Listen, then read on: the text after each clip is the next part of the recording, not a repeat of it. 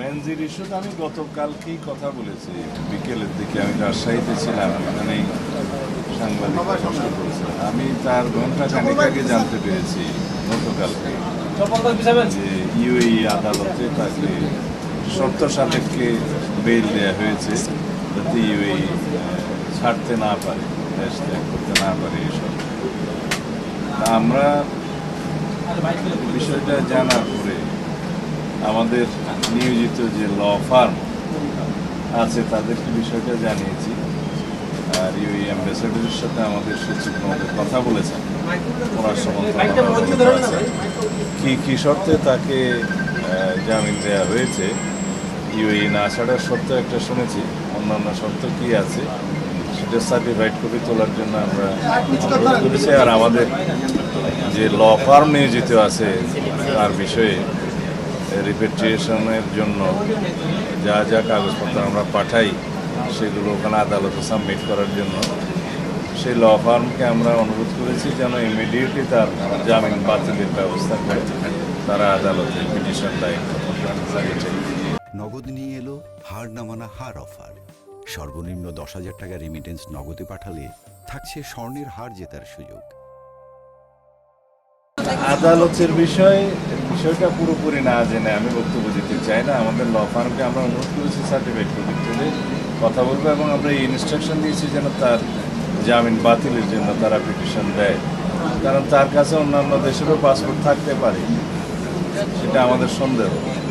প্রক্রিয়াই তো চলছে, কিন্তু ওইখানে তার আদালতে যাওয়ার হয়তো একটা অধিকার আছে, সেই জন্য আদালতে গিয়েছে। কূটনৈতিক প্রক্রিয়ায় তো আমরা ফেরত আনার চেষ্টা করছি। প্রথমটা কি ছিল? বোমা। রথযাত্রা এবং উল্টো রথযাত্রা, এই দুইটাকে আমরা নিরাপদ করার জন্য সমন্বিত প্রয়াস নিয়েছিলাম। আমাদের আইনশৃঙ্খলা রক্ষাকারী বাহিনী, গোয়েন্দা সংস্থাসমূহ খুব সমন্বিত প্রচেষ্টা নিয়েছিল, কোনো অসুবিধা হয় নাই এবং শান্তিপূর্ণভাবে সেটা অনুষ্ঠিত হয়েছে। তবে দুর্ভাগ্যজনকভাবে উল্টো রথযাত্রার দিনে কমলাপুরের ওদিকে, মতিঝিলের ওদিকে একটা মেট্রো রেলের পিলারের নিচে একটা বোমা সদৃশ্য জিনিস পাওয়া যায় একটা ছাতার মধ্যে।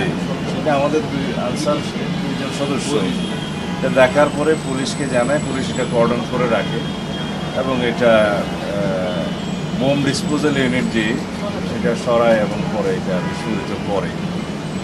এতে করে খুব শঙ্কিত হওয়ার কোনো কারণ নাই। কোনো পক্ষ হয়তো চেষ্টা করেছিল যে সাম্প্রদায়িক সম্প্রীতি বিনষ্টের কোনো কিছু করা যায় কিনা, তারা হয়তো চেষ্টা করেছিল। আমরা সেটা সেভাবে দেখছি এবং একটা তদন্ত পরিচালনা করছি আমরা, এর পিছনে কারা আছে ফাইন্ড আউট করার জন্য।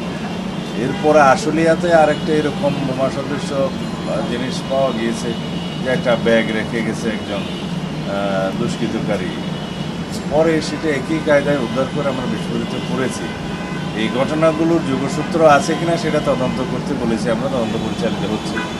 তবে আগের সময়ের তুলনায় যদি আমরা তুলনামূলক বিবরণী দেই একই সময়ে এই বিষয়গুলো কীরকম হয়েছে তার তুলনায় এটা অনেকটা কম।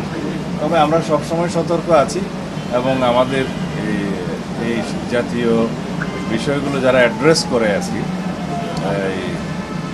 আমাদের উগ্রবাদী তৎপরতা বা এই জাতীয় সাম্প্রদায়িক সম্প্রীতি বিনষ্ট করার যে সমস্ত তৎপরতা, এগুলো যারা মনিটর করে, আমাদের স্পেশাল টিম আছে, তারা এই ব্যাপারে সতর্ক আছে।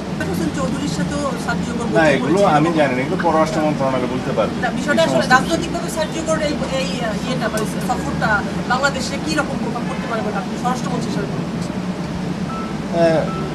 সার্জিওগর মাননীয় প্রধানমন্ত্রীর সাথে কলনের পরে নিজেই তো স্টেটমেন্ট দিয়েছেন যে তিনি বাংলাদেশের বর্তমান প্রধানমন্ত্রী জনাব তারেক রহমানের নেতৃত্বে আশাবাদী এবং আস্থাশীল, এবং যুক্তরাষ্ট্র আমাদের মাননীয় প্রধানমন্ত্রীর নেতৃত্বের প্রতি আস্থা রেখেছেন এবং তার নেতৃত্বে বাংলাদেশে অগ্রগতি সাধিত হবে তিনি আশা প্রকাশ করেছেন। তার মুখেরই কথা, বিষয়টা তা নয়। আমাদের পুলিশ বাহিনীর মধ্যে একটা সবসময় চালু থাকে যাতে আনঅ্যাটেন্ডেড কোনো ভেহিকেল না রাখে। টিমের পুরুষ সদস্য যেন একসাথে চা না খেতে যায়, টিমের পুরুষ সদস্য যেন গাড়ি রেখে সবাই যেন একটু বিশ্রাম না করে, কেউ না কেউ গাড়িতে অ্যাটেন্ড করবে, সব জায়গায় যাতে সতর্ক অবস্থান করে। এটা নর্মাল প্র্যাকটিস, এটাকে অন্যভাবে নেওয়ার কোনো কারণ নেই। নির্বাচন কমিশনের সাথে যোগাযোগ করেন। আমরা কালকেও মিটিং ডেকেছি আমাদের দলের নেতৃত্বে, এটা যুগপৎ আন্দোলনের শরিক এবং অন্যান্য রাজনৈতিক দলের সবার নিয়ে আমরা আগামীকালকে একটা সভা করবো কৃষি বিধি ইনস্টিটিউশন, মাননীয় প্রধানমন্ত্রী উপস্থিত থাকবেন, আমরা ওখানে কথা বলবো। আওয়ামী লীগের এত মরদ আছে বলে তো আমার মনে হয় না।